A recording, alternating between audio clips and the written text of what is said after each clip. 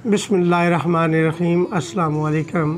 आज का मौजू कुलाउ फम, मुंह के अंदर छालों का पैदा होना। ये मिदे की तेज़ाबियत, एसिडिटी की अलामत है। मुंह के अंदर छाले इस कदर पैदा हो जाते हैं कि खाना पीना मुश्किल हो जाता है। अगर कोई सख्त चीज़ चबाने की कोशिश की जाए तो अज़ियतनाक दर्द पैदा हो जाता है और वो ज़ख़म ज़्यादा हो के मुँह के अंदर ज़ख़म भी बन जाते हैं, जिससे ये मर्ज़ बढ़ता चला जाता है। क्योंकि मैदे की तेज़ाबियत ख़त्म होती नहीं है, इसलिए मुँह के छाले दिन ब दिन ज़्यादा तादाद में होते रहती है। इसके लिए सबसे बेहतरीन चीज़ अक्सर बादियान साबिर अला रहमत का ये नुस्खा है और इसे इंतहाई मुफीद पाया गया है और कानूनी तौर पे इलाज भी यूँ ही बनता है। तिर्याके मैदा व माँ से अफाका होता है। चोर का इस्तेमाल करने से मुंह के छाले चंद दिन में ठीक हो जाते हैं। सबसे बुनियादी चीज़ ये है कि जो ग़िज़ा आप खा रहे हैं, क्या वो तेज़ाबियत पैदा कर रही है, तो मुंह के छाले बढ़ते जाएंगे।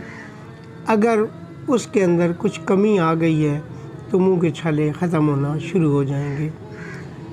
ज़्यादातर परहेज़ जिस चीज़ का करना है वो पालक है, चने हैं, चावल है, तेज़ाबियत वाली तमाम चीज़ें तर्क कर दें और उसके बदले में अदरक की चटनी या पुदीने सौंफ का कहवा पीने से भी अफाका होता है।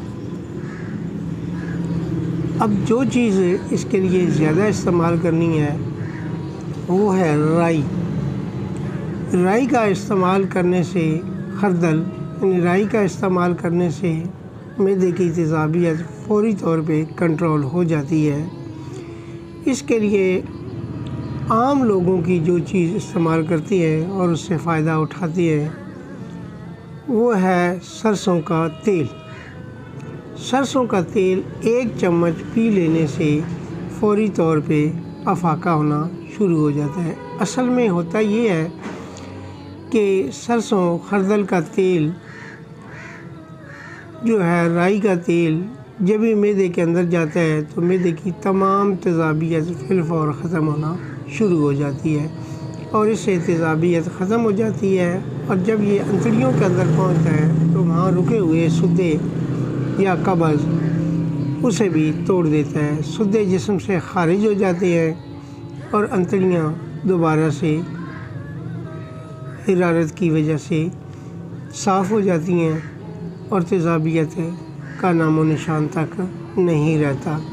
तिर्याके मैदा व माँ से इन अलामात में खासा फाका होता है और अक्सर बादियान से ये मुकम्मल तौर पे शफा याब हो जाती है।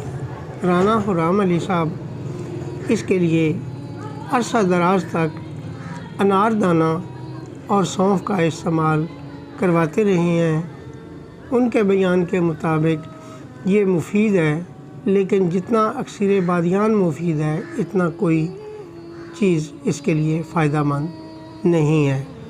हाँ, गर्म पानी इसके लिए फ़ायदामंद होता है। सौंफ का कहवा भी इसके लिए फ़ायदामंद है या अर्के सौंफ भी मुफीद पाया गया है। आम, खुबानी, अदरक की चटनी, पुदीने वगैरह की चटनी या पुदीने का कहवा, तेज़ पत्ता, राई और आंवला सार जैसी चीज़ें इसके लिए इंतहाई मुफीद है। अस्सलाम व रहमतुल्लाहि व बरकातहू।